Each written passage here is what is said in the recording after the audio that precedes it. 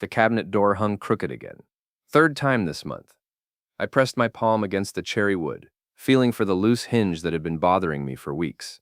Everything in this house was falling apart, including my marriage. The irony wasn't lost on me. I built custom furniture for half the wealthy families in Millbrook Harbor, but I couldn't keep my own kitchen cabinets straight.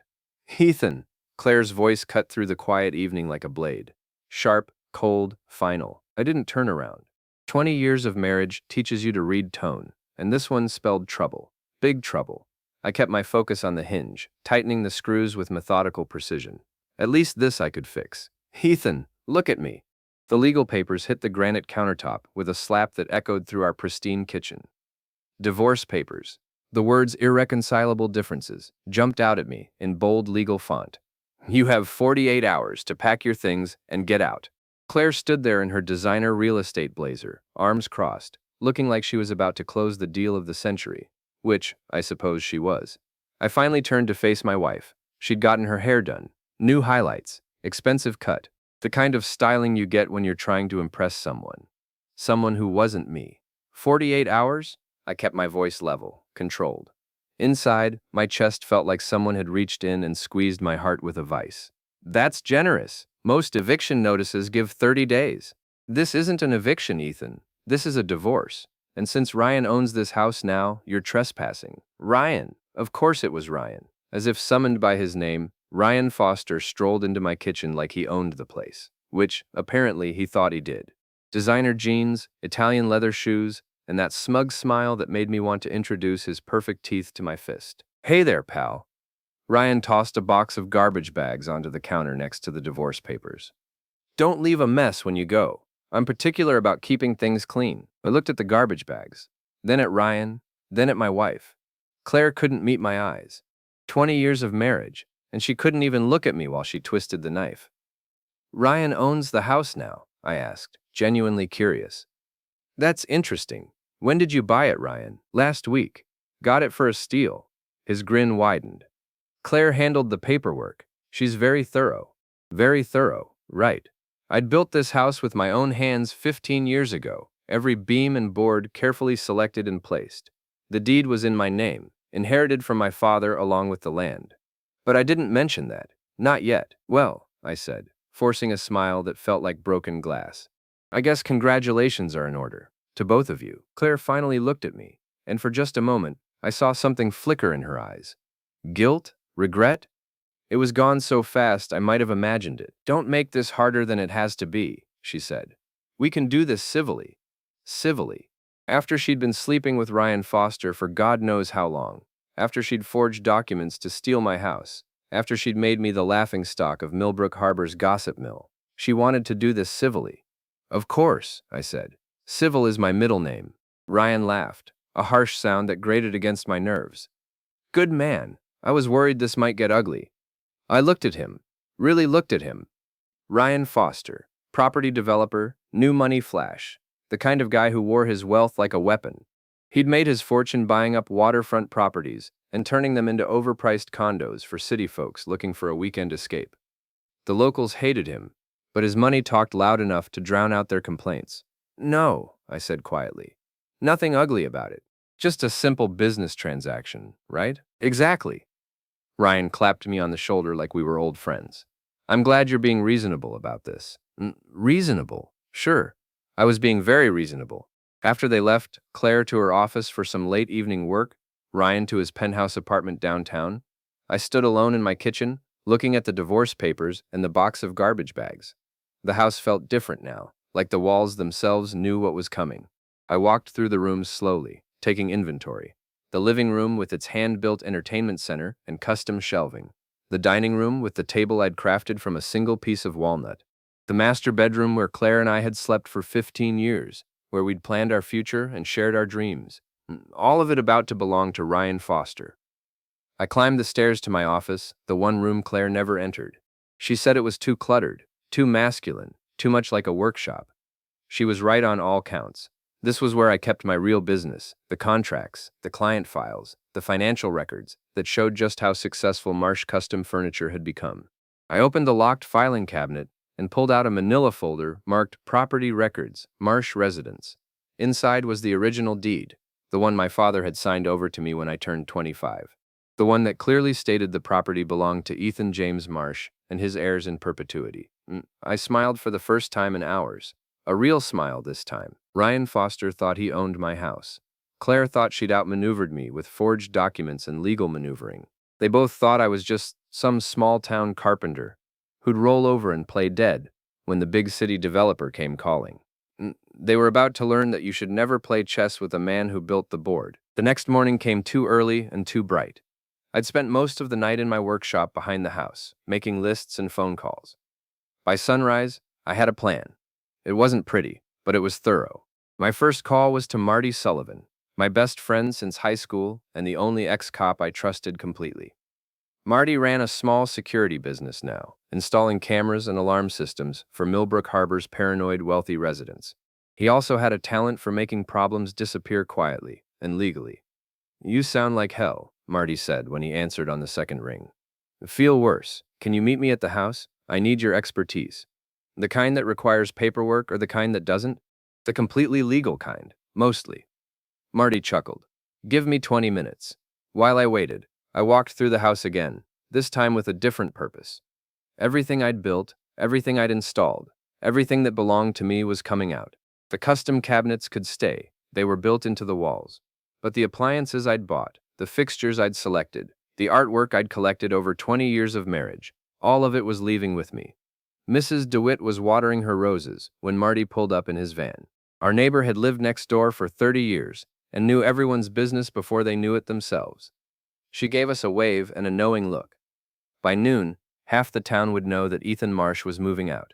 "So," Marty said, climbing out of his van with a toolkit and a grim expression. Claire finally pulled the trigger. "Yesterday. Gave me 48 hours to pack and get out. And the new boyfriend, Ryan Foster, says he owns the house now." Marty whistled low. "Foster's bad news, Ethan. He's got connections, money, and a reputation for playing dirty. Good thing I'm not playing by his rules." We spent the next 3 hours systematically removing everything that belonged to me. The 60-inch television I'd bought for our anniversary, the sound system I'd installed in the living room, the washer and dryer from the laundry room, the riding mower and workshop tools from the garage. "What about the security system?" Marty asked as we loaded the last of my power tools into his van. I smiled. "What about it? You installed it yourself, right? Custom job. Every sensor, every camera, every control panel, all registered under my name with the monitoring company. And Foster doesn't know this." "Foster doesn't know a lot of things." Marty grinned. "I love it when a plan comes together. What else you got?" I pulled out my phone and showed him the folder of documents I'd photographed the night before. Property records, tax assessments, utility bills, mortgage papers, all in my name, all legally binding, all proving that Ryan Foster had about as much claim to my house as he did to the moon. "Claire forged your signature on a deed transfer?" Marty shook his head. "That's not just divorce court, Ethan. That's fraud." "I know, but I'm not calling the police, not yet." "Why not?" "Because I want them to dig the hole deeper first. Let them move in, let them get comfortable, let them think they've won. Then I'll bury them in it." We drove to the Blue Lantern, Millbrook Harbor's premier restaurant and gossip central. If you wanted to know who was sleeping with whom, who was going bankrupt, or who was about to get arrested, the Blue Lantern's bar was better than the local newspaper. Sarah Martinez, the bartender, greeted us with a sympathetic smile. "Heard about you and Claire. Sorry, honey." News travels fast. Mrs. DeWitt was in an hour ago. She saw the moving van. Sarah poured me a beer without being asked. Said Claire's been bringing that Foster guy around for weeks. Even saw them through your bedroom window. I took a long drink of beer and let that sink in. Weeks, maybe months. While I was working 16-hour days to build the business, Claire was entertaining her boyfriend in our bed. "What else is Mrs. DeWitt saying?" Sarah leaned closer, lowering her voice.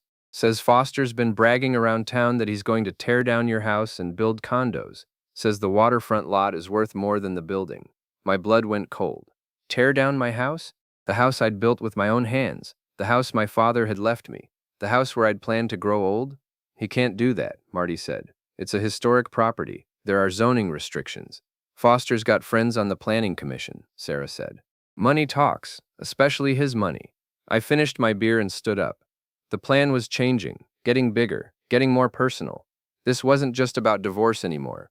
This was about everything I'd worked for, everything I'd built, everything that mattered. Sarah, can I ask you a favor? Sure, honey. If anyone asks, I was here all afternoon, drinking alone, feeling sorry for myself. Marty left around 2. She studied my face for a moment, then nodded. You were here until closing. Sad sight, really. I almost cut you off twice. Thanks. Outside, Marty grabbed my arm. What are you planning? Nothing illegal, nothing violent, just a little home improvement project. Ethan, trust me, Marty. I know what I'm doing. That evening, I let myself back into the house using my key. Claire was at her book club, or whatever she was calling her Tuesday night activities these days. The house was empty, quiet, waiting. I went to work. First, I reprogrammed the security system. New codes, new monitoring protocols, new alert settings. Then I adjusted the sprinkler system, the one I'd installed to protect my custom woodwork from fire damage. A few modifications to the sensors, a slight change in the pressure settings, nothing that would hurt anyone but plenty that would cause problems. And finally, I went to the basement and made some adjustments to the smart home system I'd installed last year. Climate controls, lighting, door locks, garage doors, all of it connected to my phone, all of it still registered under my accounts. By the time I finished, it was nearly midnight. I locked up and drove to the motel on Route 1, the kind of place that rented rooms by the week and didn't ask questions. Tomorrow, Ryan Foster was going to move into my house. I couldn't wait to welcome him to the neighborhood. I woke up Wednesday morning to 17 missed calls and 43 text messages, all from Claire, all increasingly frantic. The first text, sent at 6:47 a.m. Something's wrong with the house. The last one, sent at 7:23 a.m. Call me now. I poured myself coffee from the motel's ancient machine and scrolled through the messages. Apparently, Ryan had arrived bright and early to move his belongings into his new house. The security system had other ideas. According to Claire's increasingly hysterical texts, the moment Ryan opened the front door, alarms started blaring. The sprinkler system activated, soaking his designer luggage and Italian leather furniture. The smart locks engaged, trapping him in the foyer while the security company called the police to report a break-in. I was still laughing when my phone rang. Ethan, thank God! Claire's voice was tight with panic. Something's wrong with the house systems. Ryan's trapped inside and everything's going crazy. That's terrible, I said, not bothering to hide my amusement. Have you tried calling a repair service? This isn't funny. The police almost arrested him for breaking and entering. We need you to come fix this. I'm sorry, Claire, but I don't live there anymore. Remember? You gave me 48 hours to get out. Please, Ethan, just this once. Tell you what, have Ryan call the security company himself. The account is still in my name, but I'm sure they'll transfer it to the new owner once he provides proof of purchase. Long pause. What do you mean, proof of purchase? The deed, Claire. The legal document that proves he owns the house. You know, the one you handled for him? Another pause, longer this time. There's a problem with the paperwork. What kind of problem? It's complicated.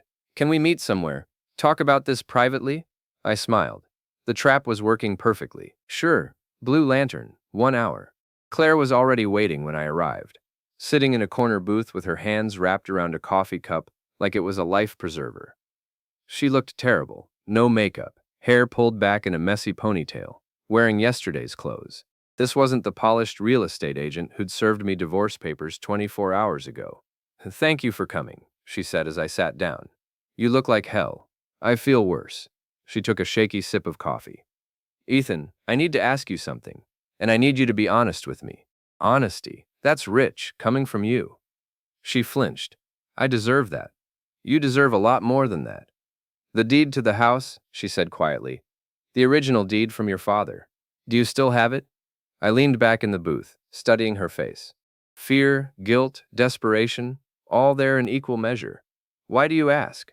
Because the deed I used for Ryan's purchase, there might be a problem with it. What kind of problem? The kind where it might not be legally binding. I nodded like I was just understanding. So, when you forged my signature on a fake deed transfer, you didn't realize that the forgery might not hold up in court? Her face went white. How did you know about the forgery? Claire, I built this house. I paid for this house. I own this house. Did you really think I wouldn't notice when someone tried to steal it from me? It's not stealing. We're married. Community property. Community property gets divided in divorce court, not stolen by your boyfriend through fraudulent documents. I leaned forward. Did Ryan know you were forging the deed? Or did you lie to him too? She couldn't meet my eyes. He thought it was legitimate. So you lied to both of us. Impressive. What do you want, Ethan? What do I want? I pretended to think about it. I want my wife to not cheat on me. I want my house to not be stolen. I want my 20-year marriage to not be flushed down the toilet for some flash developer with more money than brains. But we don't always get what we want, do we? Please, just tell me what you want to make this go away. Make what go away? Your adultery? The fraud? The fact that half the town is laughing at me behind my back? The house, Ethan. What do you want for the house? I stood up. The house isn't for sale, Claire. It never was. It's mine, it's staying mine, and if Ryan Foster wants to live somewhere, he can buy his own place. You can't do this. Watch me. I left her sitting there and walked outside. Mrs. DeWitt was across the street, not even pretending she wasn't eavesdropping. She gave me a thumbs up and a wink. By evening, the whole town would know that Claire Marsh had tried to steal her husband's house and failed. My phone buzzed with a text from an unknown number. We need to talk, Ryan. I typed back. No, we don't. This isn't over. You're right, it's not. That afternoon, I drove to the county courthouse and filed the paperwork to freeze all joint assets pending divorce proceedings, bank accounts, credit cards, investment portfolios. Everything Claire and I owned together was now locked down tight. I also filed a complaint with the State Real Estate Commission about Claire's irregular business practices and sent copies of the forged documents to her boss. Then I went to visit my lawyer. James Crawford had handled my business contracts for 10 years. He was old school, methodical, and absolutely ruthless when someone tried to screw over his clients. Fraud, forgery, and attempted theft, he said after reviewing my documents. She could go to prison. I don't want her in prison. I want her broke, embarrassed, and gone. What about Foster? What about him? He's not going to take this quietly. Men like him don't like being made to look foolish. Then he shouldn't have tried to steal my house. Crawford smiled. I like your style, Ethan. Let's destroy them. That evening, I drove past my house. Ryan's BMW was in the driveway, along with a locksmith's van and 2 repair trucks. Through the windows, I could see people working on the security system and cleaning up water damage from the sprinkler incident. I parked down the street and called the house phone. Ryan answered on the first ring. What do you want? Just checking on my house, making sure you're taking good care of it. Your house? We'll see about that. Yes, we will. How's the move-in going? I heard you had some technical difficulties. You sabotaged the security system. I programmed the security system. There's a difference. It's designed to keep intruders out, and it's working perfectly. You son of a... Careful, Ryan. That's my house you're standing in. Show some respect.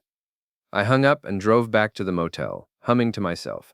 Tomorrow was going to be very interesting. Thursday morning brought rain and chaos in equal measure. I was eating breakfast at the motel when Marty called. Turn on Channel 8 News, he said. You're going to love this. I found the remote and flipped to the local morning show. There was my house on television, with reporters standing in my driveway talking about a domestic dispute that has rocked the quiet community of Millbrook Harbor.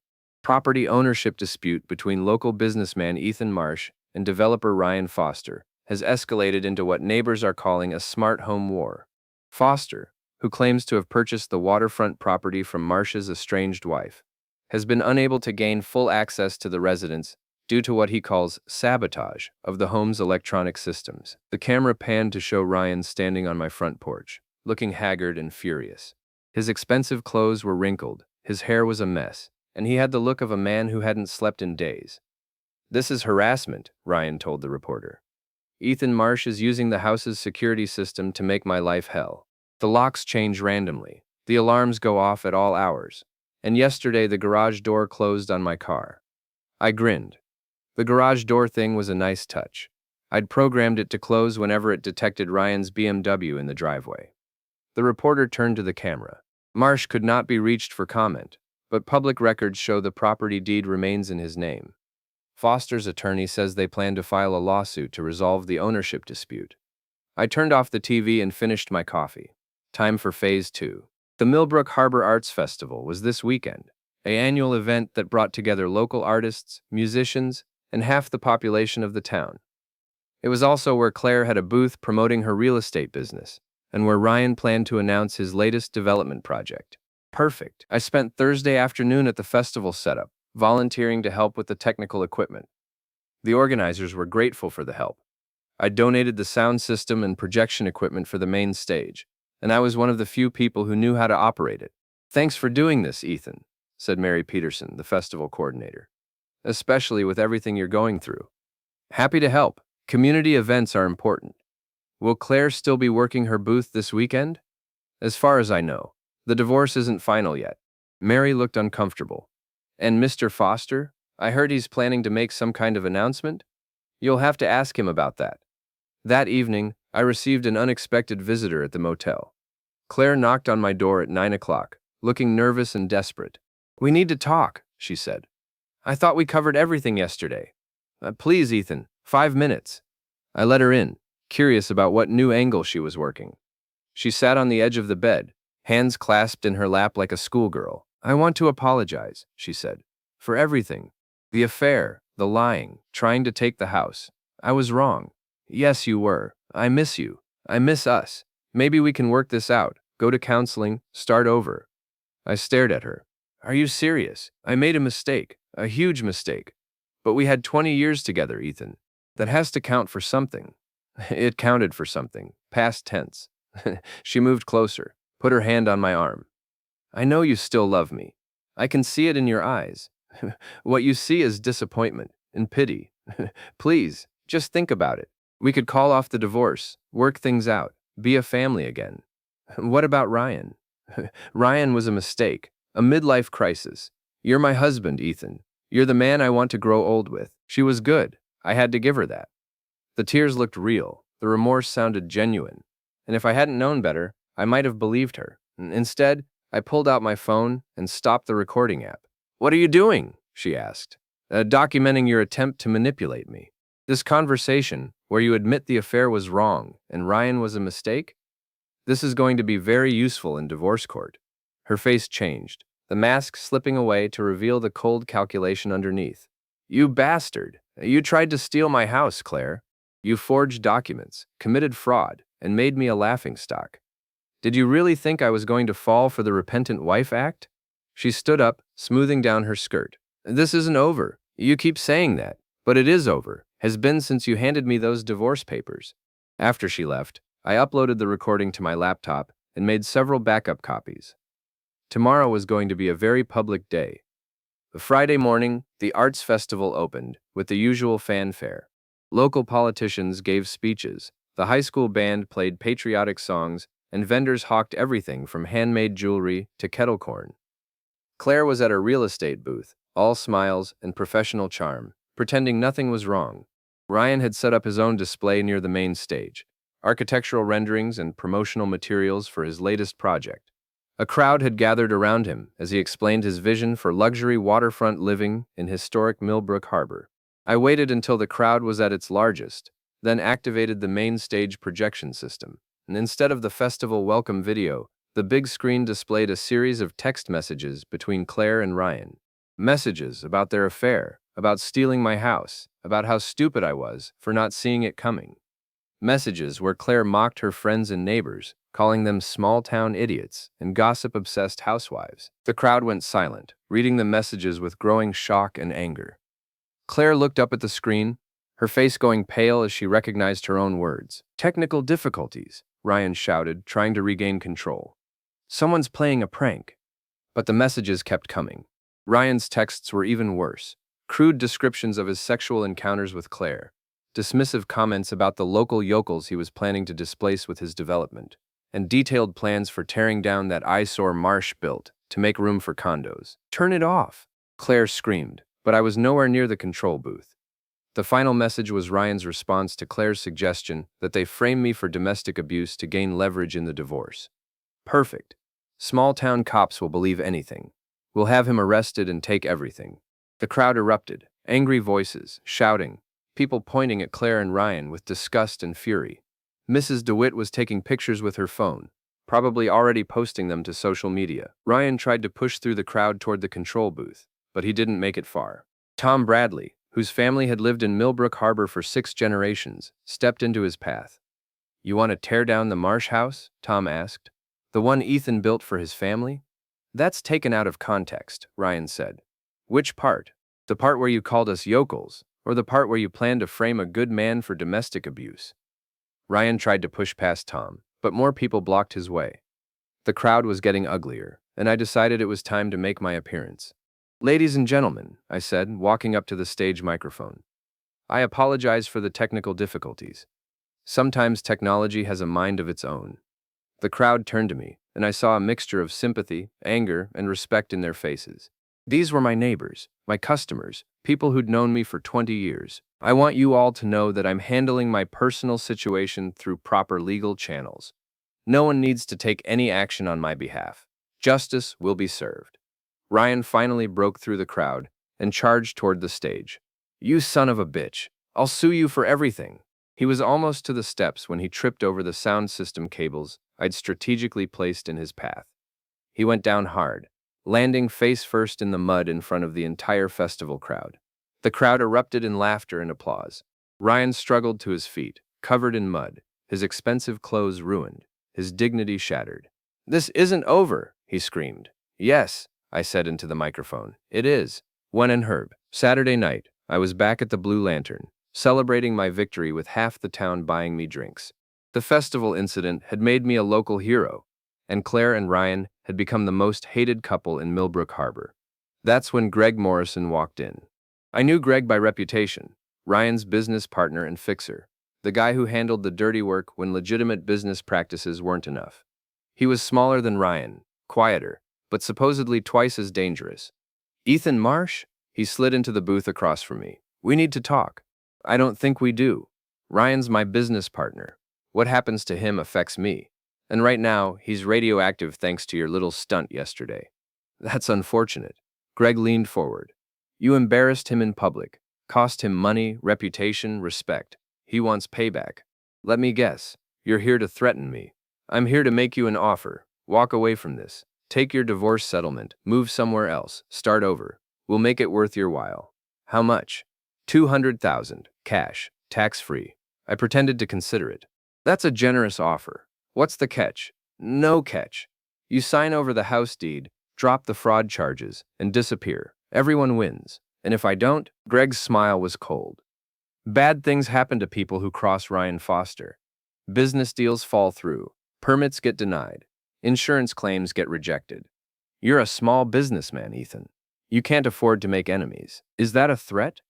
"It's a reality check." I finished my beer and stood up. "Tell Ryan the first said no. And Greg? If anything happens to my business, my property, or me, I've got enough evidence to put both of you in prison for the next 10 years. "What evidence?" "The kind that proves Ryan knew about the forged deed.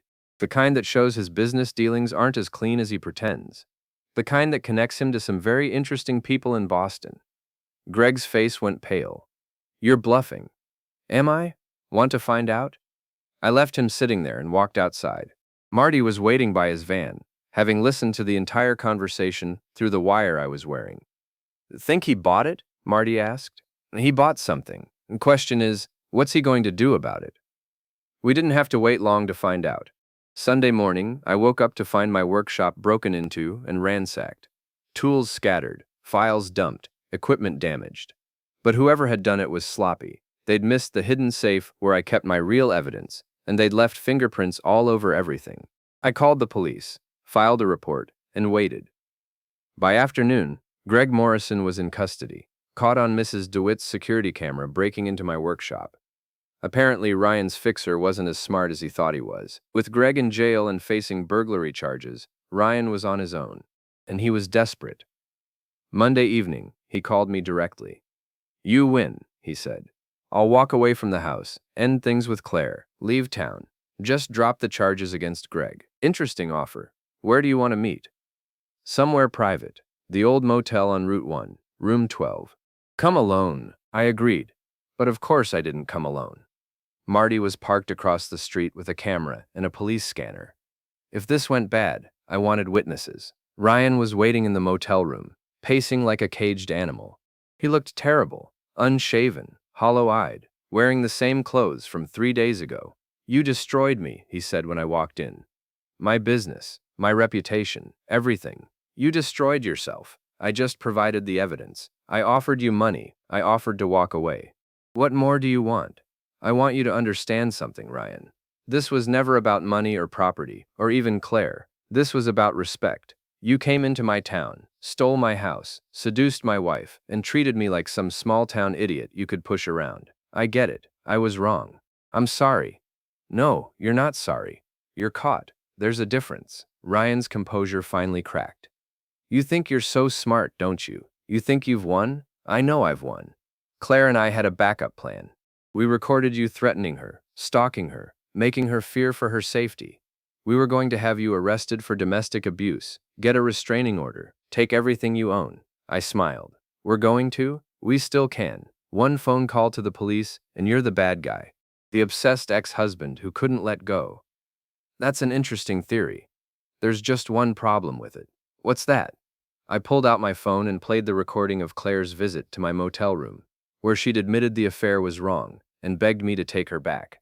"Your star witness just confessed that she was lying, on tape, with a timestamp."